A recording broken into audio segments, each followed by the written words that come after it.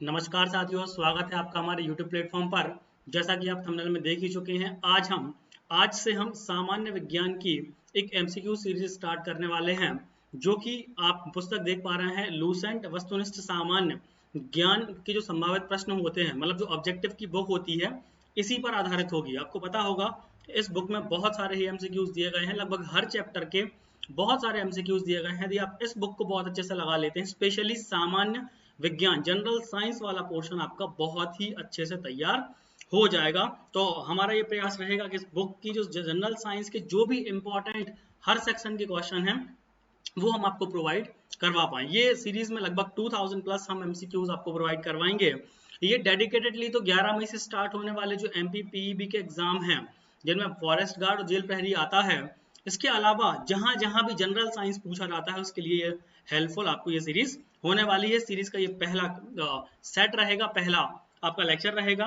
आज हम जो चर्चा करने वाले हैं वो मैकेनिक्स, जिसको हम यांत्रिकी कहते हैं, यांत्रिकी जिसको कहा जाता है, उस पर हम डिस्कशन करेंगे। जानते हैं यांत्रिकी के बारे में यदि हम थोड़ा सा आपको समझाने की कोशिश करें तो इसमें 3-4 चैप्टर जो है वो मेनली आपसे पूछे जाते हैं। एक तो आपका आता है मापन, जिसको हम मेजरमेंट भी कहते हैं। कौन सी यूनिट होती है, कौन कौन सी यूनिट के प्रकार होते हैं, है ना। जनरली ये आपसे एग्जामिनर आपसे एक आधा क्वेश्चन पूछ लेता है। यहाँ इस वाले चैप्टर में आपको बल एवं गति वाला जो चैप्टर है वो भी आपको यहीं पर, फोर्स एवं मोशन, है ना, ये वाला जो चैप्टर है वो भी आपको यहीं पे मिल जाएगा। नेक्स्ट यदि हम बात करते हैं सरल आवर्त गति, ये वाला आपको चैप्टर भी यहीं पर आपको देखने को मिलेगा। देन हम यदि बात करते हैं तो गुरुत्वाकर्षण जो ग्रेविटेशन वाला होता है वो भी यहीं आपको देखने को मिलेगा, है ना। वायुमंडलीय दाब, प्रेशर वगैरह जो है, जितने प्रकार के भी फोर्स होते हैं वो सारे आपको इसी चैप्टर में देखने को मिलेंगे। तो हमने इन्हीं का कंसाइज वाला जो पार्ट है और उनका MCQs हमने आपको प्रोवाइड करने की कोशिश की है। इसकी PDF आपको हमारे टेलीग्राम चैनल पर मिल जाएगी। स्टार्ट करते हैं आज के लेक्चर को। यदि आप बहुत सारा पढ़ चुके हैं तो ये सीरीज आपको बहुत ज्यादा हेल्पफुल होगी रिवीजन करने के लिए। पहला क्वेश्चन आपकी स्क्रीन पर है, निम्नलिखित में से कौन सा समय का मात्रक नहीं है। आपको बताना है टाइम हम किस में नहीं मापते हैं। मात्रक यदि हम बात करें, यूनिट 3 प्रकार के होते हैं, आपको पता होगा, है ना। एक होता है आपका मेन, मूल मात्रक होते हैं, फंडामेंटल, है ना। दूसरे संपूरक होते हैं, सप्लीमेंट्री होते हैं, और तीसरा होता है डेराइव्ड, है ना। मूल मात्रक कितने होते हैं? 7 होते हैं। मूल मात्रक कितने होते हैं? 7 होते हैं। तो अभी हमसे ये पूछा गया है कि जो समय का इनमें से कौन सा मात्रक नहीं है, तो अधिवर्ष बिल्कुल समय का मात्रक है, चंद्रमा ये भी समय का मात्रक है, वहीं प्रकाश वर्ष लाइट ईयर जो होता है ये आपका दूरी का मात्रक है। किसका मात्रक है? डिस्टेंस मापते हैं हम, लाइट ईयर से क्या मापते हैं? डिस्टेंस मापते हैं, ना कि समय। तो आपको याद होना चाहिए जो प्रकाश वर्ष है ये समय का मात्रक नहीं है, ये किसका है? लाइट ईयर का है। दूरी को मापते हैं 1 लाइट ईयर में। एक लाइट ईयर जो होता है वो होता है 9.46 इंटू 10⁻15 मीटर का होता है। वहीं लाइट ईयर जो दूरी का मात्रक है, दूरी का सबसे बड़ा मात्रक यदि आपसे एग्जामिनर पूछे कि बता दूरी का सबसे बड़ा मात्रक कौन सा होता है, तो वो होता है आपका पारसेक। और एक पारसेक में कितने लाइट ईयर होते हैं? 3.26। आगे समझ में नहीं आता है तो आप एक दो बार और इसको देख सकते हैं, ठीक है। डिस्क्रिप्शन में भी आपको ये सारी चीजें मैंने आपको देखे रखी हैं। ल्यूमेन किसका मात्रक होता है? 4 ऑप्शन आपके सामने है, ज्योति तीव्रता का, ज्योति फ्लक्स का, उपरोक्त दोनों का, या इनमें से कोई नहीं। तो आपको याद रखना है कि जो ल्यूमेन होता है ये होता है ज्योति फ्लक्स का, जो ज्योति फ्लक्स का मात्रक होता है। सर ये ज्योति फ्लक्स क्या होता है? ज्योति फ्लक्स जो होता है, एक्चुअली आपने देखा होगा कभी सूर्य से रोशनी आती है, CFL से रोशनी आती है, LED से हम रोशनी लेते हैं, तो उसकी ब्राइटनेस को मापने के लिए, याद रखना हमेशा, है ना, उसकी चमक को मापने के लिए हम किसका यूज करते हैं? ज्योति फ्लक्स का, ल्यूमेन का यूज करते हैं। किसका यूज करते हैं? है ना, ल्यूमेन का यूज करते हैं। और ल्यूमेन बताता क्या है? उसकी चमक, ब्राइटनेस बताता है। जबकि ज्योति तीव्रता को काय से मापा जाता है? कैंडला में मापा जाता है। याद रखना है, कैंडला एक यूनिट है, किसकी यूनिट है? ये ज्योति तीव्रता की, ठीक है। जबकि ल्यूमेन किसका मात्रक है, किसकी यूनिट है? ज्योति फ्लक्स की। याद रखना, यहाँ पे हम बहुत ज्यादा कंफ्यूज होते हैं। अगली देखो, बहुत सारी यूनिट्स हैं, लेकिन ऐसी यूनिट्स जो एग्जामिनर पूछता है या हम जहां कंफ्यूज होते हैं उनके बारे में हम यहाँ पर चर्चा करेंगे, ठीक है। हर्ट्ज मापने की किसकी यूनिट है? तो आपको पता होगा तरंग दैर्ध्य जो होता है ये एंगस्ट्रॉम से मापा जाता है। किसमें मापा जाता है तरंग दैर्ध्य को? तरंग दैर्ध्य क्या होती है, ये अभी हम जब आगे ध्वनि वाला चैप्टर पढ़ेंगे तो उसमें बताएंगे तरंग क्या होती है या तरंग दैर्ध्य क्या होती है। अभी बस इतना याद रखना है कि तरंग दैर्ध्य को मापा जाता है एंगस्ट्रॉम में। वही तरंगों की जो आवृत्ति होती है उसको मापते हैं हम हर्ट्ज से। ठीक है, तरंगों की जो आवृत्ति होती है उसको काय से मापा जाता है? हर्ट्ज से मापा जाता है। ये डिस्क्रिप्शन में आपको बताया गया है। हर्ट्ज आवृत्ति की जो आवृत्ति मतलब फ्रिक्वेंसी जो होती है उसकी ऐसा यूनिट जो होती है वो क्या होती है? हर्ट्ज होती है। अगले क्वेश्चन की तरफ बढ़ते हैं। निम्नलिखित युग्मों में से कौन सी भौतिक राशियों के समान विमीय सूत्र होते हैं? देखो, विमीय सूत्र क्या कहलाता है? विमीय सूत्र कहलाता है किसी भी यूनिट को, जैसे यूनिट है मान के चलो, हम कहते हैं क्षेत्रफल, एरिया। आप किस में मापोगे सर? हम तो मापेंगे एरिया को लंबाई गुणा चौड़ाई में, ठीक है, लेंथ इनटू ब्रेड्थ। तो लंबाई को किस में मापते हैं? मीटर में। चौड़ाई को भी किसको मापते हैं? मीटर में। तो इसकी यूनिट क्या हो गई? Meter square. तो हम कहते हैं ना कितने मीटर स्क्वायर का एरिया है, समझ रहे हैं? तो इसको, इस मीटर स्क्वायर को दर्शाने का एक और तरीका होता है जिसको हम कहते हैं विमीय सूत्र। विमीय सूत्र में तीन चीजें होती हैं, एक होता है एम, एल और टी। बहुत बेसिक सी चीजें हैं, यदि आप पढ़ोगे तो आपको समझ में आएगा। तो बेसिक सी चीज ये भी है कि देखो, m का मतलब है मास, l का मतलब है लेंथ और t का मतलब है टाइम। तो चूंकि यहाँ पर केवल क्या है? लंबाई है, तो यहाँ पर l का हो जाएगा स्क्वायर और m और t हो जाएंगे 0। तो ये हो जाएगा क्षेत्रफल का विमीय सूत्र। समझ गए? तो क्या अब विमीय सूत्र निकाला किससे जाता है? यूनिट से, मात्रक से। तो आपको पता होना चाहिए बल का मात्रक क्या होता है? न्यूटन। और दाब का मात्रक होता है न्यूटन पर मीटर स्क्वायर। वही कार्य का मात्रक होता है जूल और ऊर्जा का मात्रक भी क्या होता है? जूल होता है। भार का मात्रक, भार को हम न्यूटन में मापते हैं, बल को भी न्यूटन में मापते हैं। मतलब इन चारों का, मतलब इन दोनों का यूनिट सेम है, इन दोनों की यूनिट सेम है, इसकी यूनिट सेम नहीं है। तो हमारा सही आंसर क्या हो जाएगा? फर्स्ट वाला, बल एवं दाब। ठीक है, बल एवं दाब का विमीय सूत्र एक समान नहीं होगा। कोई भी किसी प्रकार का इशू आता है तो आप टेलीग्राम पर भी मुझसे पूछ सकते हैं। अगले क्वेश्चन की तरफ बढ़ते हैं। यंग प्रत्यास्था गुणांक, यंग मॉड्यूलस जो होता है उसका ऐसा ही मात्रक क्या होता है? बहुत बार, स्पेशली रेलवे का ये बहुत फेवरेट क्वेश्चन है, हर बार पूछा जाता है यंग मॉड्यूलस का गुणांक जो होता है उसका ऐसा ही मात्रक क्या होता है? तो सीधा ये पूछा जाता है, तो आपको याद रखना है न्यूटन पर मीटर स्क्वायर। ठीक है, जो यंग प्रत्यास्था होता है, जो इलास्टिसिटी होती है, उसका जो फॉर्मूला होता है वो होता है प्रतिबल बटे विकृति। विकृति का चूंकि कोई मात्रक नहीं होता है, ये भी याद रखना है आपको। तो न्यूटन पर मीटर स्क्वायर जो है ये यंग मॉड्यूलस का क्या होता है? ऐसा ही मात्रक होता है। अगले क्वेश्चन की तरफ बढ़ते हैं। एक खगोलीय इकाई, 1 एस्ट्रोनॉटिकल यूनिट, ये क्या लिखा हुआ है? 1 AU। ये भी एक बार एमपीपीएससी में पूछा गया था। 1 AU बराबर क्या होता है? तो याद रखना है आपको, एक EU किससे संबंधित है? पहले तो आपसे ये पूछ रहा है, तो ये बता दो, सूर्य पृथ्वी के बीच की दूरी से, चंद्रमा और पृथ्वी के बीच की दूरी से, सूर्य और चंद्रमा के बीच की दूरी से, या उपरोक्त में से कोई नहीं। तो आपको याद रखना है कि जो एक 1 एस्ट्रोनॉटिकल यूनिट होती है, खगोलीय यूनिट जो होती है, वो सूर्य और पृथ्वी के बीच की दूरी को दर्शाती है। और सूर्य और पृथ्वी के बीच की दूरी जो होती है वो होती है 150 मिलियन किलोमीटर। कितनी होती है? 150 मिलियन किलोमीटर होती है। ये आपसे सीधा पूछा जा सकता है कि 1 AU इज इक्वल टू कितना होगा? तो आप बताओगे सर 150 मिलियन किलोमीटर होता है। ठीक है, और क्या होता है sir astronautical unit? Astronautical unit सूर्य और पृथ्वी के बीच की दूरी को कहते हैं। ठीक, अगले क्वेश्चन की तरफ बढ़ते हैं।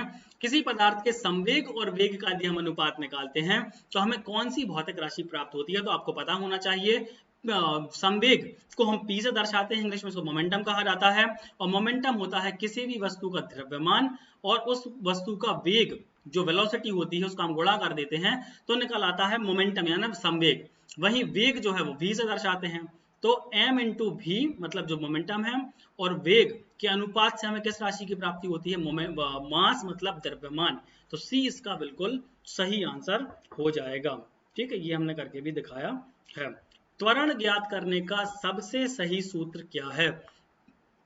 तो देखो, इसको दो तरीके से हम निकाल सकते हैं। एक तो गति के समीकरण, जो गति के समीकरण है, तीन गति के समीकरण है। एक v बराबर u प्लस at होता है, एक होता है v स्क्वायर बराबर u स्क्वायर प्लस 2as, एक होता है s is equal to u t plus half a t square होता है।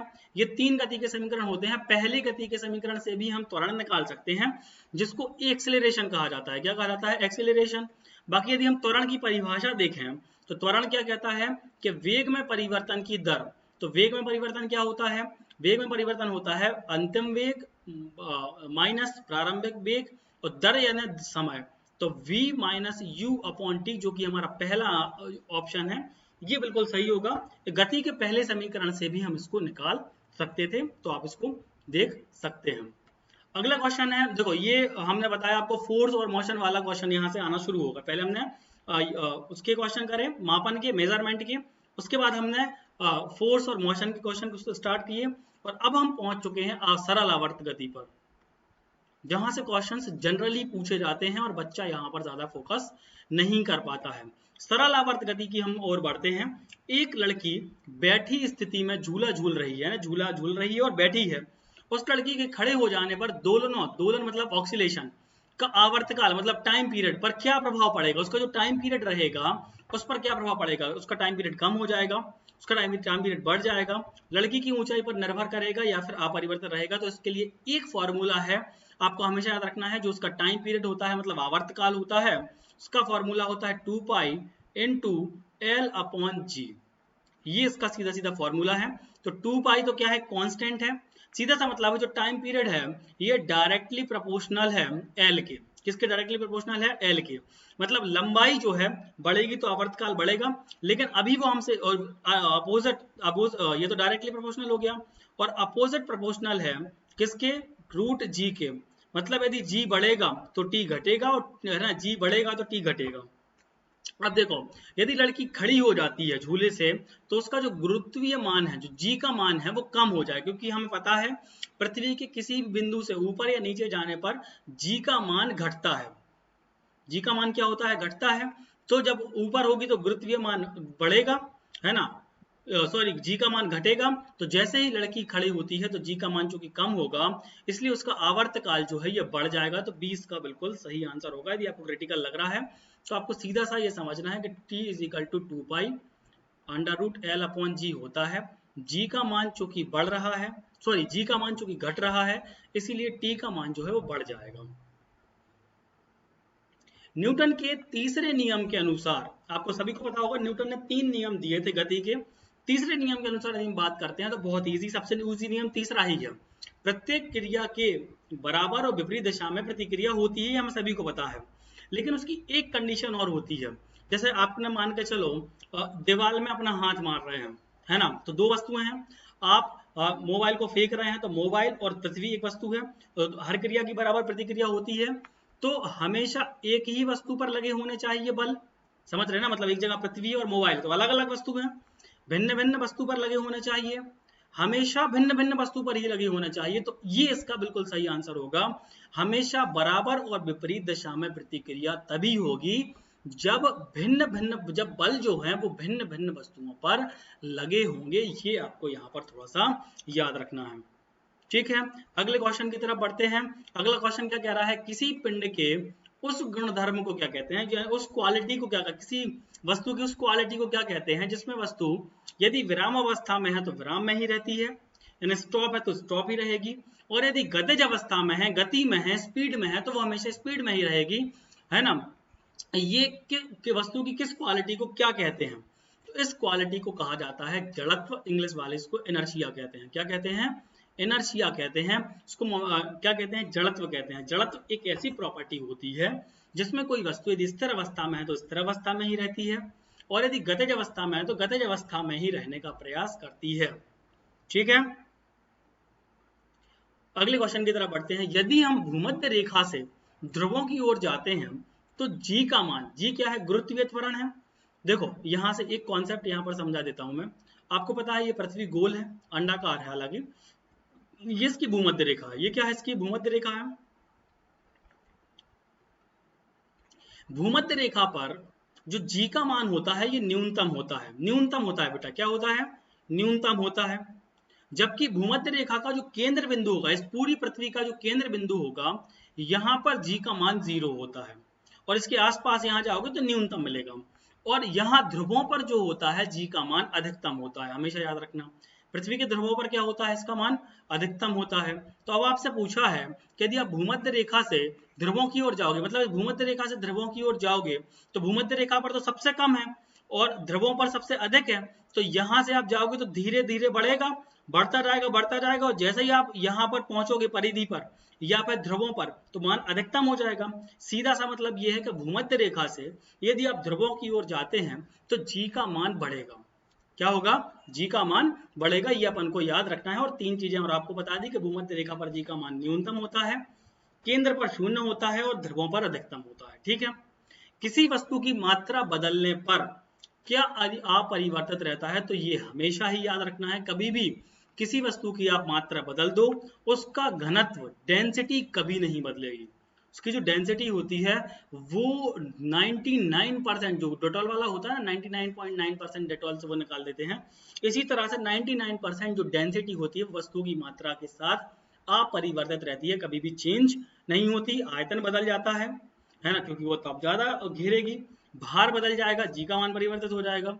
और चूंकि वस्तु की मात्रा बदलोगे तो द्रव्यमान केजी में तो बदलेगा ही, लेकिन डेंसिटी बदलने के चांस नहीं होते हैं। अगला क्वेश्चन है वायुमंडल में, ये आ गया आपका एटमॉस्फेरिक प्रेशर जो होता है, एक और चैप्टर होता है या मैकेनिक्स में ही, वायुमंडलीय दाब उसको कहते हैं। वायुमंडल में बादल तैरते हैं किस कारण से, निम्न दाब लो प्रेशर, निम्न घनत्व लो डेंसिटी, निम्न श्यानता लो विस्कोसिटी, या फिर निम्न तापमान लो टेम्परेचर। तो आपको हमेशा याद रखना है कि जो बादल तैरते हैं वायुमंडल में, ये तैरते हैं निम्न घनत्व के कारण। चूंकि डेंसिटी कम होती है तो डेंसिटी कम होने के कारण हमें ऐसा लगता है कि वो क्या कर रहे हैं, आकाश में तैर रहे हैं। ये अनंत बार क्वेश्चंस अलग अलग एग्जाम्स में पूछा जा चुका है। अगले क्वेश्चन की तरफ बढ़ते हैं, ये बहुत फैक्चुअल इंफॉर्मेशन है। समुद्र में यदि आइसबर्ग है, समुद्र में हो या आपके ग्लास में हो, आप जनरली ग्लास का सोचो, यदि ग्लास में आपके आइसबर्ग डला हुआ है, आइसबर्ग मतलब बर्फ का टुकड़ा है ना, डला हुआ है, तो समुद्र की सतह से ऊपर कितना भाग रहता है, तो आपको हमेशा याद रखना है समुद्र के ऊपर या ग्लास के ऊपर ये रहेगा 1/10, जबकि ग्लास के नीचे या समुद्र के नीचे जो भाग रहता है आइस का, वो रहता है 9/10। मतलब 10 में से 9वां हिस्सा उसका नीचे रहेगा और 10 में से केवल एक भाग जो होगा वो कहाँ रहेगा, उसके ऊपर जो है वो लटकता दिखाई हमें देता है। ये बिल्कुल फैक्चुअल इंफॉर्मेशन है, केवल आपको याद कर लेनी है। ठीक है। अगले क्वेश्चन की तरफ बढ़ते हैं। यदि पृथ्वी का द्रव्यमान वही रहे, द्रव्यमान में कोई चेंज नहीं कर रहे हैं हम, लेकिन त्रिज्या हम 1% कम कर दें, तब पृथ्वी के तल पर जी के मान में क्या परिवर्तन होगा, तो ये निकलेगा जी और जी के संबंध से। देखो, एक होता है कैपिटल जी जिसको ग्रेविटेशनल कांस्टेंट कहा जाता है, और एक होता है स्मॉल जी जो कि ग्रेविटी होती है, इसको गुरुत्वीय त्वरण कहते हैं। अब ये क्या होता है, इसके लिए आपको थोड़ा बुक पढ़ना पड़ेगा, या कभी हम जब डिटेल में क्लास लेंगे तो आपको बताएंगे। जी और जी में क्या संबंध होता है, जी इज इक्वल टू होता है G m upon r square, G m upon r square. तो कुल मिला के हम ये देख रहे हैं कि आर अपोजिट है, तो यदि आर, सीधी एक चीज तो हमें समझ में आ गई कि यदि 1% त्रिज्या कम की गई है तो पृथ्वी के तल पर जी का मान बढ़ेगा। समझ गए, तो कम वाले दोनों ये ऑप्शन क्या हो जाएंगे, खत्म हो जाएंगे। अब चूंकि स्क्वायर है इसीलिए क्या हो जाएगा, बढ़ जाएगा, तो 2% के आसपास। इसके बहुत बड़ा कैलकुलेशन, ऐसा नहीं है कि 1 का वर्ग 2 होता है, लेकिन और बड़ी कैलकुलेशन जब आप पूरा करते हो तो सही आंसर निकलेगा 2। तो यदि 1% त्रिज्या कम करोगे तो गुरुत्वीय त्वरण 2% बढ़ जाएगा। देखो, इसका सॉल्यूशन भी हमने आपको देने की कोशिश करी है, देखो, है ना। साबुन के बुलबुले के अंदर, ये भी बिल्कुल फैक्चुअल इंफॉर्मेशन है कि जो साबुन का बुलबुला होता है, इसके अंदर का जो प्रेशर होता है, इसका अंदर जो प्रेशर होता है, देखो, तो क्या होता है, वायुमंडलीय दाब से अधिक होता है, वायुमंडलीय जो एटमॉस्फेरिक प्रेशर होता है उससे कम होता है, एटमॉस्फेरिक प्रेशर के बराबर ही होता है, या एटमॉस्फेरिक प्रेशर का आधा होता है। तो आपको हमेशा याद रखना है, कभी भी किसी व्यक्ति को, चाहे व्यक्ति हो या दुनिया की कोई भी चीज हो, एग्जिस्ट करने के लिए उसको बाहर की चीजों से लड़ना होता है, और बाहर की चीजों से हमेशा अपने आप खुद को अंदर ज्यादा रखना होता है। तो इस चीज से आप याद रख सकते हो कि साबुन के बुलबुले के अंदर का दाब वायुमंडलीय दाब से अधिक होता है, मतलब बाहर जो एटमॉस्फेरिक प्रेशर होता है उससे साबुन की बुलबुली के अंदर का प्रेशर अधिक होता है, इसीलिए वो एग्जिस्ट कर पाता है। इसी तरह से जब अपने अंदर की आग बाहर के एटमॉस्फेरिक प्रेशर से अधिक होती है तो हम अपने लक्ष्य की प्राप्ति की ओर लगातार चलते रहते हैं और हम मंजिल को भी प्राप्त कर पाते हैं। ठीक है, अगले क्वेश्चन की तरफ बढ़ते हैं। जब बैरोमीटर का पारा अचानक से गिर जाए, ये भी एटमॉस्फेरिक प्रेशर वाला क्वेश्चन ही, आपको पता है वायुमंडलीय दाब किस यंत्र की सहायता से मापा जाता है, तो वो है आपका बैरोमीटर। बैरोमीटर का पारा, देखो तीन कंडीशन होती है, तीनों सुन लो। पहली चीज, यदि अचानक से गिर जाए, पारा जो है अचानक से गिर जाए तो आती है आंधी तूफान। क्या आता है? आंधी या तूफान आने की संभावना होती है यदि अचानक से गिरता है। तो यदि धीरे धीरे गिरता है, यदि बैरोमीटर का पारा धीरे धीरे गिरता है तो अच्छी वर्षा होने की संभावना होती है। मूसलाधार बारिश समझते हो इसको, है ना, अच्छी बारिश होने की संभावना होती है। लेकिन धीरे धीरे या अचानक ऊपर की तरफ बढ़ता है, ऊपर बढ़ता है तो मौसम साफ रहने की संभावना होती है। कैसा होता है? मौसम साफ रहने की संभावना होती है। अचानक गिर जाए तो आंधी तूफान, धीरे धीरे गिरे तो वर्षा, और अचानक ऊपर बढ़ जाए तो मौसम साफ रहेगा। ठीक है, तो इसका सही आंसर हो जाएगा आंधी की संभावना। डायनेमो, ये आपका कार्य ऊर्जा और शक्ति वाला इसी मैकेनिक्स में आता है। ये भी डायनेमो परिवर्तित करता है उच्च वोल्टेज को निम्न वोल्टेज में, विद्युत ऊर्जा को यांत्रिक ऊर्जा में, यांत्रिक को विद्युत में, या निम्न वोल्टेज को उच्च वोल्टेज में। तो डायनेमो हमेशा बेटा याद रखना, डायनेमो जो होता है ये होता है जनरेटर। हमेशा क्या याद रखोगे? शादी विवाह में आपने देखा होगा दूल्हे के पीछे जनरेटर चलता है, तो जनरेटर ही क्या कहलाता है? डायनेमो कहलाता है। जनरेटर क्या करता है? उससे ऊपर से वो केरोसिन डालता है और सारे वो जो होती हैं स्ट्रीट लाइट जलती रहती हैं जो, तो क्या होता है? यांत्रिक ऊर्जा को विद्युत ऊर्जा, यांत्रिक मतलब हम अपने हाथों से डाल रहे हैं, मैकेनिकल है ये, उसको चेंज काय में कर रहा है? विद्युत ऊर्जा में कर रहा है। तो डायनेमो चेंज करता है यांत्रिक ऊर्जा को विद्युत ऊर्जा में। और विद्युत ऊर्जा को, जो विद्युत ऊर्जा होती है उसको यांत्रिक में चेंज कौन करता है? विद्युत मोटर।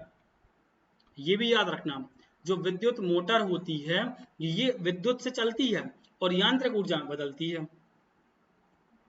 ठीक है, अगले क्वेश्चन की तरफ बढ़ते हैं। जब हम रबड़ के गद्दे वाली सीट पर बैठते हैं या गद्दे पर लेट जाते हैं तो उसका आकार परिवर्तित हो जाएगा, और उसका आकार यदि परिवर्तित होगा, यदि उस पदार्थ में पहले से कौन सी ऊर्जा रही होगी उसमें स्थितिज ऊर्जा। कौन सी रही होगी? स्थितिज ऊर्जा का मतलब होता है कोई भी ऐसी ऊर्जा किसी वस्तु में पाई जाने वाली, उसकी स्थिति को बनाए रखने में आवश्यक ऊर्जा को क्या कहते हैं? स्थितिज ऊर्जा कहते हैं। स्थितिज ऊर्जा बराबर होता है mgh। ठीक है, तो रबड़ के गद्दे वाली सीट पर बैठते हैं या गद्दे पर लेटते हैं तो उसका आकार परिवर्तित इसलिए हो जाता है क्योंकि उसमें स्थितिज ऊर्जा थी। कोई साइकिल सवार, बहुत इंपॉर्टेंट क्वेश्चन है ये, क्वेश्चन है अभिकेंद्रीय बल और अपकेंद्रीय बल से। देखो, यदि कोई साइकिल सवार किसी मोड़ पर घूमता है, यदि ये कोई भी साइकिल सवार है, यदि ये मोड़ पर घूम जाता है तो ये किस ओर मोड़ेगा? बाहर की ओर झुकेगा, अंदर की ओर झुकेगा, आगे की ओर झुकेगा, या बिल्कुल नहीं झुकेगा? आपको हमेशा याद रखना चाहिए, हम कभी जब मोड़ते हैं, कभी आप गाड़ी चलाओगे देखोगे अंदर की ओर झुकते हैं, त्रिज्या के अंदर की ओर झुकते हैं, क्योंकि जो सेंट्रीपिटल फोर्स होता है, अपकेंद्रीय बल होता है, वो हमेशा वैसे ही हमें बाहर की ओर कर रहा होता है। समझ रहे बात के लिए? तो हमेशा कोई भी साइकिल सवार किसी मोड़ पर जब घूमता है तो वो अंदर की ओर झुक जाता है, ये हमें याद रखना है। ये बिल्कुल फैक्चुअल इंफॉर्मेशन है।